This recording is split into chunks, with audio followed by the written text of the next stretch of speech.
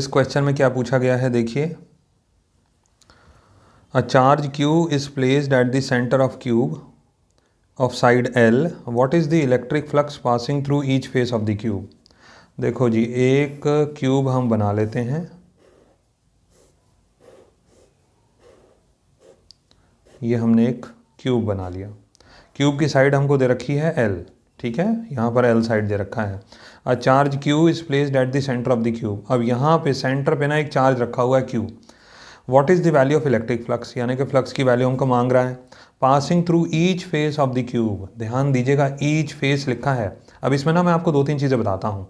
अगर आपसे total flux मांगा गया होता, flux through the cube, total flux through the cube, तो आंसर हम लिखते हैं Q ओवर एप्सिलॉन नॉट। अब क्यूब की साइड तो कुछ भी ले लो, उससे तो कोई फ़र्क पड़ने वाला नहीं है। फ्लक्स तो वैल्यू निर्भर करता है चार्ज की वैल्यू के ऊपर, ठीक है ना।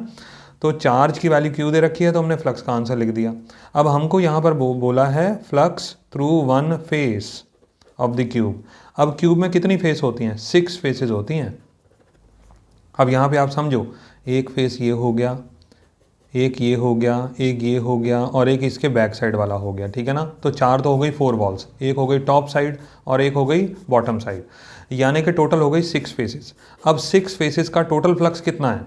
यहाँ मैंने लिखा 6 फेसेस के लिए टोटल फ्लक्स कितना आया? Q upon epsilon not. तो अगर मैं वन फेस का निकालूंगा, बताइए तो क्या होगा? ये जो 6 है डिनोमिनेटर में आ जाएगा, तो Q upon 6 epsilon not. Answer हम लिख सकते हैं flux through one face of the cube is equal to 1/6 Q upon epsilon not. This is the answer.